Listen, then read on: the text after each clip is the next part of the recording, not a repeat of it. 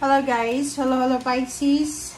Welcome dito sa ating channel, Kapalaran 888. Welcome guys! Alamin natin ang second half ng September 2025 para sa lahat ng Pisces. This is in general, pwedeng love life, pwedeng relationship, pwedeng trabaho, negosyo, spiritual, pwedeng travel. So kung ano yung pwedeng lumabas na posibleng para sa inyo. Okay, Pisces. Please connect your intuition guys sa lahat ng baraha na lumalabas dito. And I hope na nasa mabuti kayong kalagayan sa ngayon, mga Pisces. Okay, let's check the second half of September. Kuha lang tayo dito ng one card. This is first deck for second half. Okay, Pisces. This is your energy. Water sign, Pisces, Scorpio, and Cancer siya. 2911. So, siya ay isang Princess of Cups. Okay. Sinasabi ng baraso dito na maybe you're a Pisces na single, babae. Maybe you're willing to parang ano to commit. It's either relationship, business, or kano pa man. So, pwede din sa second half ng September, posibleng may mga Pisces dito na makakatanggap kayo ng apology, or posibleng may mga tao na nakasakit sa inyo, or pwedeng may mga tao na gumawa sa inyo ng parang problema, or naging rason para magka-problema kayo, ang posibleng hihingi ng tawad, or pwedeng i-justify niya kung ano yung gusto niyang sabihin sa'yo, or kung ano yung gusto niyang i-justify. So, tingnan natin kung ano ba ang pwedeng tawag dyan. Ano ba yung pwedeng sasabihin mo dito, or ano ba yung posibleng energy na para dyan. Okay. So, titingnan natin yan later. So, dito tayo sa second deck, Pisces. Tingnan natin kung yung mga additional messages pa.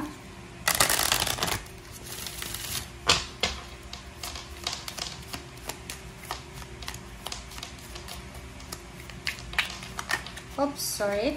So, meron kang 2 cards. Tapos, meron ditong first card na gustong lumabas. Okay, Pisces. Sinasabi ng bara sa iyo dyan na there's a guide and mentor.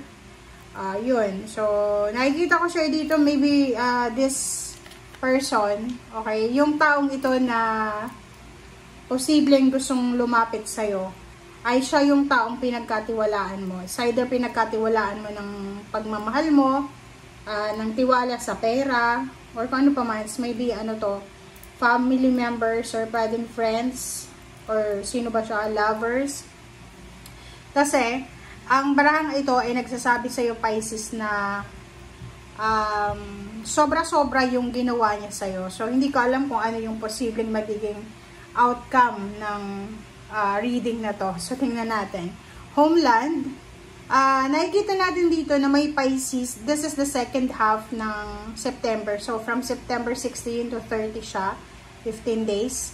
Mayroong arrival, a journey ends, establishment, building, settled. So, possible na may Pisces dito na magta-travel. Maybe you're moving back to the Philippines, or moving outside the country, or relocating, or travel. So, parang nakikita natin may arrival dito. So, ikaw ay posibleng babiyahe pauwi sa iyong homeland. So, maybe may mga Pisces dito na kayo ay magbabakasyon ngayong September na to, last 2 weeks ng September. And nakikita ko siya dito na yon, may possible dito na, yun na nga, meron ditong, yun na nga, so, pwedeng, yung taong ito na gumawa sa iyo ng masama, ay, kumbaga, marami siyang realization sa buhay, marami siyang, kumbaga, nare-realize sa buhay niya nung wala ka. So, maybe, longing siya para sa iyo, or maybe, ano siya, nagsisisi siya. Ganon yung energy mo dito. Nagsisisi yung taong ito sa mga hindi magandang ginawa niya sa'yo. So, if you resonated dito, expect the unexpected. Okay? Kasi merong mga tao na nanakit sa'yo na posibleng bumalik para humingi ng tawad, or yung iba, justify nila yung kanilang kasalanan or ano pa man. So, let's check. Alamin natin kung sino-sino yan. And don't worry then, if you are traveling, Pisces, if you're traveling, relocating, there's a movement, arrival, or a departure, or journey man ito na gagawin mo sa end of September, sorry. Sinasabi na you are guided, okay? Spiritual helpers, guides, and angels ay nasa paligid mo sila para i-guide kayo. Okay. So, tingnan natin. Okay, first card mo dito is Temperance. Second is Judgment. Third card natin is Six of, diba? This one, Six of Cups. And the World card, so there's ending talaga eh. There's end, journey ends, establishment. And last deck dito sa, last card dito sa deck na to is, yun, King of Cups. Okay. Pisces. Sinasabi ng bara sa'yo na talagang there's ending. Diba? There's ending and new beginnings coming.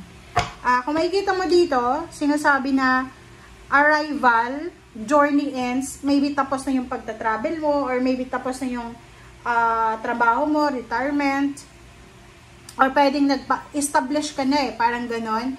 Or maybe may promotion, salary increase. Basta mayroon ditong accomplishment. May ma-accomplish ka like by the end of September. So, for example lang, pangarap mo siguro or pinagpipray mo na kung ikaw ay OFW or pwedeng nakatira ka na sa ibang bansa, maybe you're planning or, di ba, praying na makabisit sa yung mga mahal sa buhay, lalo na yung mga mahal mo sa buhay na wala na dito sa mundo. So, gusto mong makita yung kanilang kinalalagyan sa sementeryo, parang ganun. So, nakikita ko siya dito na there's fulfillment of wishes. Okay? Establishment and settled. Parang ganun. So, yun. And another thing, yun na nga, nandito yung King of Cups. So, yun, Pisces, ihanda mo ang sarili mo kasi sa kahit sinong zodiac sign na posibleng nakaaway mo or naka-misunderstanding mo, miscommunication, there's ending talaga. Masisettle siya by the end of September. So, maayos siya. There's someone here na parang mag-a-assess ng apology and posibleng pakikinggan mo. And Six of Cups, yung taong ito na nakagawa sa'yo ng hindi maganda, marami siyang marirealize eh. Marami siyang mamimiss. Longing for you siya. So, kung makikita mo dito, ang taong ito ay, kumbaga, nagsisisi siya sa ginawa niya sa'yo. And, ngayon na parang wala ka ng connection, wala ka ng, parang naglagay ka na ng boundaries, eto, longing siya para sa'yo, sa mga attention or sa kontraman. Temperance and Judgment. So, sinasabi ng bara sa'yo dito na isang desisyon ang kailangan mong gawin, Pisces, by the end of the September, na kailangan mo dito ng pasensya. Yun na nga. So, maybe yung taong ito na nakagawa sa'yo ng mali, ay magpapaliwanag siya kung ano yung naging pagkakamali niya. And, sinasabi ng barahan na you need to be patient. Sa lahat ng desisyon na gagawin mo, Pisces, you need to be patient. Lalo na sa katapusan ng September. So, kung halimbawa may mga tao dyan, like eto, homeland, Six of Cups homeland. So, for example lang, na nagbakasyon ka sa Pilipinas or pumunta ka sa probinsya or kung saan pa man, there's a reunion or kung ano pa man, if ever na may mga tao na i-trigger yung emotion mo, you need to be patient. Okay? You need to decide na maging mapasensya. Alright. So, let's clarify. Ten of Cups, Queen of Wands, Death card. So, yun talaga. There's establishment, there's journey ends, end of journey, arrival, settlement, parang ganon. And sa ilalim mo dito, guys, is Hangman. Tingnan natin, Pisces. Okay. So, sa ilalim mo dito, Pisces, is Hangman. Tingnan natin. And Princess of Wands, and Eight of Swords. So, yun. May mga Pisces dito na maybe you're, parang ano, you're suffering financially because of, like for example, na-scam ka, or kung ano man na mga suffering sa finances. Sinasabi ng bara sa'yo dito na tapos na yung paghihintay mo. There's ending na dito eh. Like yung iba na, halimbawa, na marami kayong pautang, possible na magbayad na ng utang yung mga may utang sa inyo. Or yung iba naman sa inyo dito is posible nga na mahawakan mo na yung malaking halagang pera by the end of this September. Or there's a parang ano siya, confirmed contract or confirmed business or job. Okay? So, yung emotion mo sa last 2 weeks ng September, your emotion about family, relationship, camaraderie, or attachment, nasa King of Cups ka. So, ibig sabihin, sobra-sobrang tahimik, diba? So, parang sinasabi dito na kalmado, okay? Kalmado ang iyong relationship by the end of September. So, wala kang dapat nalalahanin dito. And Queen of Wands, you will be free eh, diba? So, like yung mga misunderstanding natin, pag hindi natin, like halimbawa na may misunderstood tayo, hindi natin na ipapaliwanag yung rights natin or yung part natin. Minsan, okay lang naman, diba? Mag-let go, mag-boundaries tayo. But minsan, kailangan natin na sabihin. So, maybe this last 2 weeks of September, masasabi mo, you will be free eh. So, masasabi mo yung mga bagay-bagay na gusto mong sabihin. And, mararamdaman mo na, ay, sa wakas, nakahinga ako ng malalim. Okay, that card.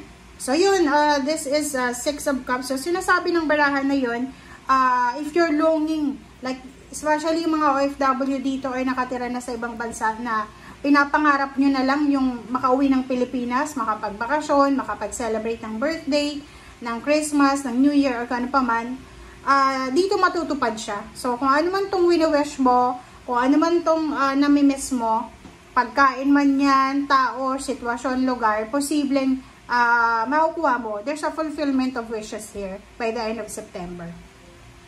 And decision making about money, Knight of Coins, sinasabi ng bara sa'yo na isang job offer, isang business idea, or maybe a source of income na posibleng darating sa'yo, Pisces, na kailangan mong pagdesisyonan. Okay?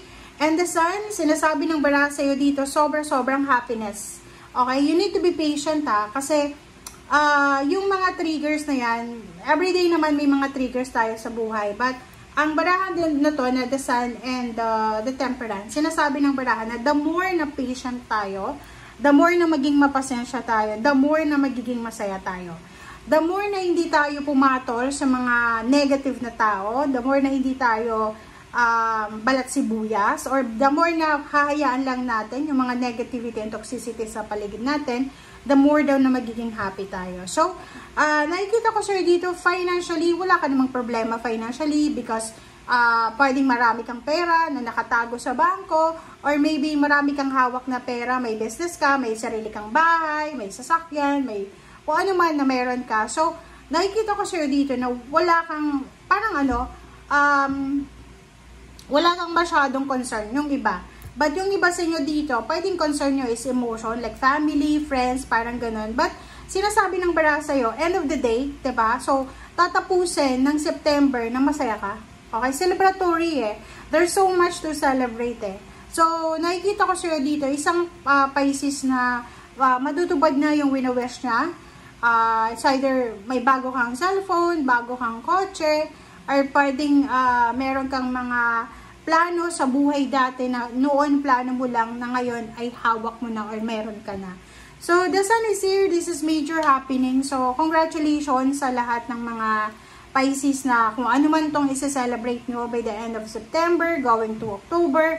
Congratulations sa inyong lahat. And yun nga, etong Temperance na to, sinasabi ng barahan, lahat daw ng pagtsatsaga, pagtitiis, ay may kapalit na freedom, happiness, and prosperity. Thank you guys for watching. Bye!